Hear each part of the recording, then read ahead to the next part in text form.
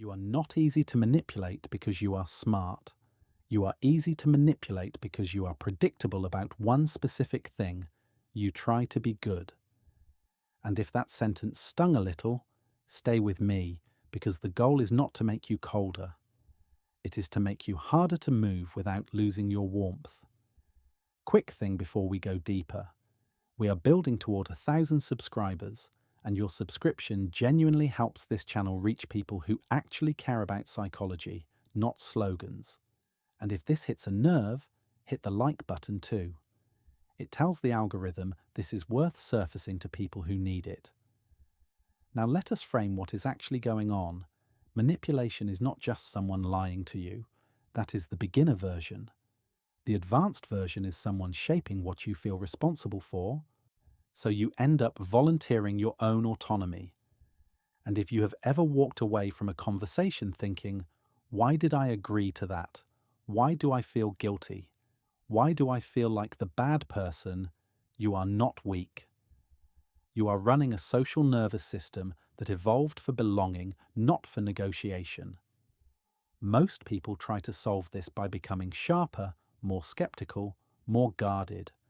And yes, that can work, but it usually comes with a cost. You start treating everyone like a threat. You get safer, but you also get lonelier. So the real problem is not how to detect manipulation. The real problem is how to change your internal rules so manipulation has nothing to hook into.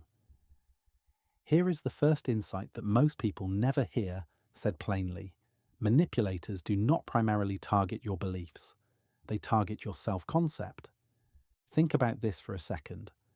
When someone says, if you cared, you would do this, they are not making an argument about the request. They are making an argument about who you are. They are trying to link compliance to identity. Because identity-based pressure bypasses your cost-benefit analysis. Your brain treats it like a threat to social survival. You can be calm, logical, and still feel compelled because the compulsion is not cognitive. It is relational. The mechanism behind this is something researchers call self-verification and identity maintenance. People are motivated to behave in ways that confirm their view of themselves, even if it hurts them, because consistency feels like safety. That is why praise can be a leash. You are the responsible one. You are the strong one. You are the only one I can count on. Notice how those sound like compliments, but function like assignments. Let me show you what I mean in a real scenario. Someone at work dumps a task on you late. You hesitate. They do not argue about workload. They say, I thought you were the kind of person who gets things done. And suddenly you are not deciding about a task. You are defending your identity in front of an audience, even if the audience is just the image of them in your mind. That is how you get moved. So how do you become harder to manipulate without becoming cold? You stop letting other people define the terms of your identity in real time. Here is a tool that sounds simple but does something very technical to the social brain. You separate your values from your availability. You say, I do care, and I am not available for that. Or, I respect you, and the answer is no, not but, and. That one word matters because but signals that the first part was a negotiation token, and signals two things can be true at the same time. Warmth stays intact. Compliance disappears. Now, here is where it gets interesting. People think manipulation is about persuasive words. A lot of it is actually about tempo. Second insight, the fastest way to control you is to control the speed of the interaction. Manipulators create urgency, not because time is scarce, but because your reflective brain is slow. Under pressure, you switch from deliberation to pattern matching. You start using shortcuts like avoid conflict, keep the peace, do not disappoint. That is not stupidity. That is a stress response. In neuroscience terms, cognitive load pushes you toward habitual responding. The more rushed you feel, the more you become your most trainable self. Watch for the tempo tricks, the sudden deadline, the I need an answer right now, the awkward silence that begs you to fill it, the rapid-fire emotional story that leaves you no room to think. Even compliments can be tempo. If they can spike your emotion, they can speed you up. So the anti-manipulation move is not to argue, it is to slow the clock. I call this building friction on purpose. You install tiny delays that protect your autonomy while keeping your humanity. Here are 3 phrases that do that, and notice how none of them are aggressive. One moment, I want to think, I am not ready to answer that yet. Let me get back to you at 3. These phrases force a state change. You go from the social reflex of immediate responsiveness into a slower mode where you can actually check your own priorities. If someone punishes you for needing a moment, that is diagnostic information. Healthy people respect processing time. Manipulative people treat your processing time as disobedience. And stay with me, because the next layer is the one that really explains why kind people get trapped. Third insight, the most common manipulation is not fear. It is borrowed obligation. Borrowed obligation is when someone transfers the emotional cost of their situation into your body. They do it subtly, with implication, not demand. They perform stress, disappointment, or fragility in a way that makes you feel like refusing will injure them. You then experience their discomfort as your responsibility. And because you are empathetic, you try to regulate the room by regulating yourself. This is where a lot of good people get morally confused. They think, if I can help, I should. But that is a category error. Helping is an action. Obligation is a contract. And you did not sign it just because someone feels something near you. The mechanism behind this is effective empathy without boundaries. Your nervous system mirrors their state. You feel the discomfort, and your brain searches for the quickest way to stop it. Often, that quickest way is compliance. In a weird way, you are not even helping them. You are helping your own nervous system exit an unpleasant state. That is why you sometimes feel resentment afterward. Your body knows it paid a cost your values did not authorize. So here is a practice that sounds almost too small, but it changes everything. Name the contract out loud. You say, I hear that this is hard for you. What are you asking me to do specifically? Or, yeah, I understand you are upset. What do you want from me right now? This forces clarity. Manipulation thrives in fog. Clarity kills it, because once it is specific, you can evaluate it. Is this reasonable? Is this mine? Is this urgent? Is this part of the relationship I actually want? Now, I want to flip everything I just said, because this is the midpoint where most advice goes wrong. You do not become harder to manipulate by becoming more suspicious. You become harder to manipulate by becoming more precise. Suspicion makes you tense, reactive, and socially avoidant. Precision makes you calm, slow, and unmovable. Suspicion says, I think you are trying to control me. Precision says, here are the terms under which I say yes, and they do not change because you are emotional. That is a completely different energy, and people feel it.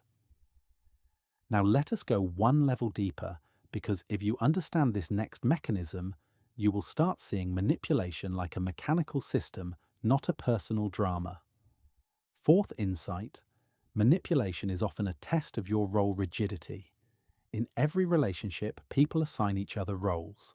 The peacemaker, the fixer, the rational one, the one who always answers, the one who never makes it weird. Those roles reduce friction. They also create leverage, because once you are locked into a role, other people can predict you. And predictability is control. Role rigidity is when your self-worth depends on staying inside the role, even when the role harms you. Manipulators love rigid roles because they can trigger them like buttons.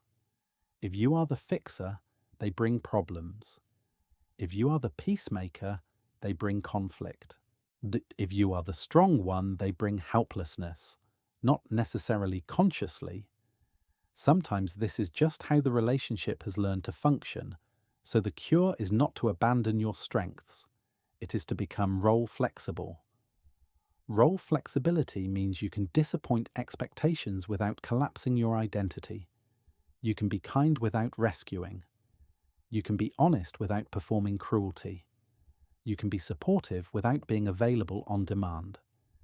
Here is a simple test you can run in your own life. In the next week, do one small, safe violation of your assigned role. If you are the fast responder, wait 2 hours before replying. If you are the always saying yes person, say, I cannot. If you are the easygoing one, state a preference. Nothing dramatic, just enough to introduce uncertainty into how people can use you. Notice the pattern here. Healthy relationships adapt. Manipulative dynamics escalate. If someone reacts to a small boundary like you committed a betrayal, you just found the operating system of that relationship. And now the piece people rarely talk about because it is uncomfortable. Fifth insight, the reason you get manipulated is often that you have an untrained relationship with guilt. Not guilt as in morality. Guilt as in a sensation your body interprets as danger. Many people treat guilt like proof. I feel guilty, so I must be doing something wrong. That is how manipulators steer you without needing arguments. They just need you to feel it. But guilt is not proof. Guilt is a signal.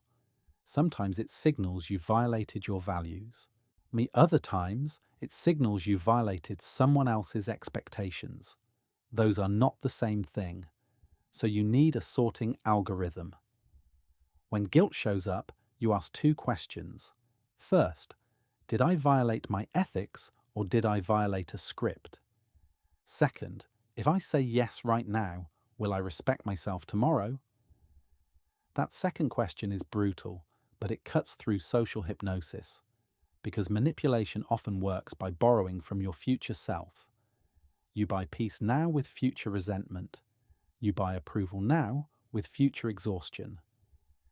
If you train yourself to consult your future self, you become harder to move. Now let me tie all of this into one coherent framework, because otherwise it is just a bag of tips. Here is the unified pattern behind manipulation. Manipulation is a 3-part exploit: identity pressure, tempo control, and emotion transfer. Identity pressure says, be this kind of person. Tempo control says, decide right now. Emotion transfer says, hold my discomfort. When all 3 stack, even very intelligent people fold. Not because they are naive, because their social brain is doing exactly what it was designed to do: protect connection. So your goal is to install 3 countermoves that keep you warm but make you structurally difficult to exploit. Countermove 1, identity anchoring. Before you enter the conversation, know your values in verbs, not adjectives. Not I am nice. That is an adjective and it is manipulable. Use verbs like I speak honestly. I choose commitments carefully. I do not agree under pressure. Verbs are behaviors you control, and adjectives are labels other people can hijack. Countermove 2, tempo sovereignty. You decide the pace at which you make commitments, not based on their urgency, but based on the cost of the decision. Small decisions can be fast. Anything that costs time, money, reputation, or emotional energy earns a delay by default. You can even say it warmly. This matters, so I'm going to take time to think. Countermove 3, emotion boundaries. You practice compassion without absorption. The line is simple. You can acknowledge feelings without taking responsibility for them. I get why you feel that way. Full stop. No immediate repair behavior. You let them have their feelings like you let weather exist. You can still be present. You just do not become a sponge. And here is the part that might be the most freeing.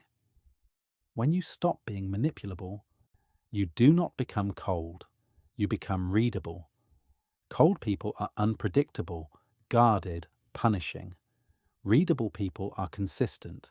They are easy to understand but hard to move. They do not explode. They do not explain endlessly. They simply hold their line. If you want a single sentence to practice that contains the entire philosophy, it is this: I can care about you without carrying this for you. Try that sentence in the moment where you usually fold. Feel what it does in your body. You will notice anxiety, maybe guilt. That is not a sign you are wrong.